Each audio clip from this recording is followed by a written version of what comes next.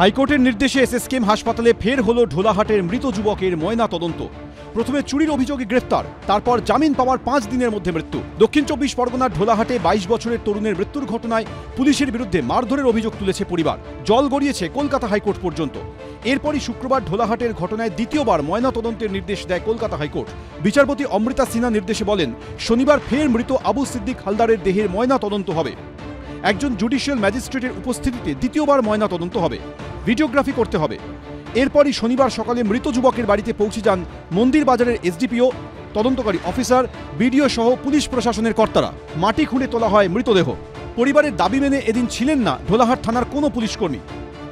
এটা আমরাকে সাধুবাদ জানাচ্ছি, যেহেতু পুলিশ পিটিয়ে শেষ করেছে, তো মহামান্য আদালত এটা সুন্দর একটা ব্যবস্থা করেছে। আমরা এর মাধ্যমে বুঝতে পারছি যে আমরা সুবিচার একটা পাবো, এটা আমরা খুব আশাবাদী। দুপুর 1:45 নাগাদ মৃতদেহ এসএসকেএম হাসপাতালে এসে পৌঁছয়। প্রশাসনের পক্ষ থেকে হাসপাতাল কর্তৃপক্ষের কাছে সমস্ত কাগজ দেওয়া হয়েছে। এই পুরো ঘটনা নিয়ে হাইকোর্টের নজরদারিতে পুরো বিষয়টা হচ্ছে, তেমনটাই জানা যাচ্ছে। ময়না তদন্তের জন্য আগে থেকেই 3 সদস্যের দল প্রস্তুত ছিল। তারাই পরিবারের সদস্যদের সামনে ময়না তদন্ত করেন। গোটা প্রক্রিয়ায় ভিডিওগ্রাফি করা হয়। আমাদের বডি তোলা হলো, ওখানে আমাদের এক্সিকিউটিভ ম্যাজিস্ট্রেট সাহেব ছিলেন, আয়ো সাহেব ছিলেন, তো সেখানে ভিডিওগ্রাফি হয়েছে। বডি অলরেডি এসেছে, আমাদের পিজি মর্গে এসছে। প্রসিডিওর যা আছে হাইকোর্টের যেটা গাইডলাইন হয়েছে সেই গাইডলাইনটা মেনেই করছে। আমরা টোটালটা দেখে নিয়েছি বা বুঝেও নিয়েছি। 22 তারিখে আবার ফার্দার হিয়ারিংয়ের ডেট আছে। এই রিপোর্ট যাবে, যাওয়ার পরে কোর্ট যেটা ডিসিশন নেবে, যেটা রায় দেবে সেটাই মানব। নির্দেশ মতো ময়না তদন্তের রিপোর্ট কলকাতা হাইকোর্টে পেশ করা হবে। ঝিলম করঞ্জাই, গৌতম মণ্ডল, এবিপি আনন্দ।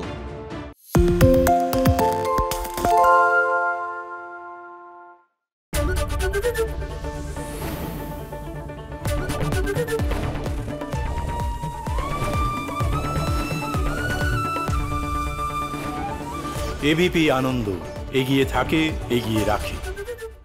আরে চাটা দে ভাই, আমার একটা চা দেন। কি হলো আমারটা? বাংলা পক্ষপাত চায় না, বাংলা খবর চায়। বাংলা খবর, বাংলার খবর। সত্য অন্তহীন, সত্যের খোঁজও তাই। সত্য সন্ধানে তাই আমরা অক্লান্ত, অকুতভয়। এবিপি আনন্দ নতুন ভাবনার প্রতীক, যা মনে মুক্ত, তথ্যে যুক্ত এবং যাবতীয় সীমানার বাঁধন থেকে মুক্ত। সীমা না শব্দটির মধ্যে লুকিয়ে আছে মানা শব্দটি, যেন চোখ রাঙানি এক অদৃশ্য বেড়াজাল, যা আটকে রাখে আমাদের এক ছোট্ট গণ্ডির মধ্যে। একমাত্র সঠিক খবরই গড়ে তুলবে এক মুক্ত সমাজ। সেই জগৎ গড়ার লক্ষ্যে কোনো সীমানার ঠুকুটি আমরা মানব না।